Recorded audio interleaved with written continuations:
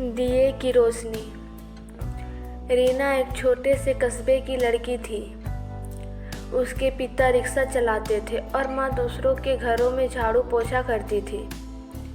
घर में जब बिजली अक्सर गुल रहती थी, रीना रात में लालटेन के नीचे पढ़ाई करती और सपनों में खुद को एक बड़ी डॉक्टर के रूप में देखती। लेकिन रिश्तेदार कहते, लड़कियां इतनी पढ़ाई करके क्या करेगी, शादी कर दो। रीना ने चुपचाप किताब बंद की और मन ही मन सोचा, मैं अपनी ज़िंदगी शादी के बंधन में नहीं बल्कि सपनों की रोशनी में जीऊंगी। 12वीं में उसने टॉप किया, पूरे गांव में नाम हुआ। लेकिन मेडिकल कॉलेज की फीस सुनकर माँ पिता का चेहरा उतर गया। पिता बोले, बेटा हम गरीब हैं, इतना पैसा कहाँ से लाएंगे। रीना ने कहा, पापा आप मुझे बस कोशिश करने दीजिए, पैसे मैं खुद जुटाऊंगी। रीना ने दिन में बच्चों को ट्यूशन पढ़ाना शुरू किया और रात में खुद पढ़ाई करती। कई बार पेट खाली रहता, लेकिन उसका इरादा मजबूत था। वो अक्सर खुद से कहती, भूख से पेट खाली हो सकता है, लेकिन सपनों से आत्मा कभी खाली नहीं होगी। पहली बार नीट परीक्षा पर वह नहीं निकाल पाई।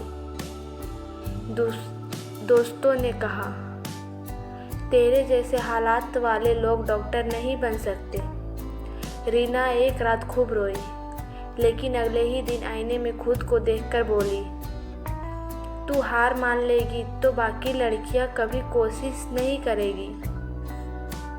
रीना की माँ ने पुराने गहने बेच दिए ताकि उसकी किताबें आ सके। माँ ने कहा, बेटा ये गहने मेरे लिए कीमती नहीं, तेरी पढ़ाई की किताबें ही मेरी असली दौलत है। उसके बाद रीना ने और ज़्यादा मेहनत शुरू कर दी। दूसरी बार परीक्षा दी। इस बार उसने खुद पर पूरा विश्वास किया। जब रिजल्ट आया, उसका नाम चयनित छात्रों की सूची में था। पूरा गांव चौंक गया। वही लोग जिन्होंने कहा था कि लड़की कुछ नहीं कर सकती, अब उसे बधाई देने आए।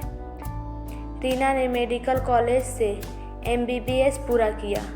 पढ़ाई के दौरान उसने देखा कि गरीब मरीज इलाज के बिना मर रहे हैं। उसने ठान लिया कि अब वह बड़े शहर में नहीं बल्कि अपने गांव में ही अस्पताल खोलेगी। कई साल बाद रीना अपने गांव लौटी।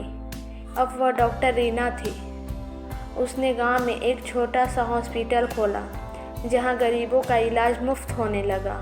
लोग कहते, आज हमारे गांव में अंधेरा नहीं बल्कि रीना की मेहनत की रोशनी है। रीना मुस्कुराई और कहा, अगर लालटेन की रोशनी में पढ़ाई हो सकती है तो पूरी दुनिया को रोशनी भी दी जा सकती है। इस कहानी से हमें यह सीख मिलती है कि हालात चाहे कितनी भी खराब हो, सपनों को छोड़ना नहीं चाहिए।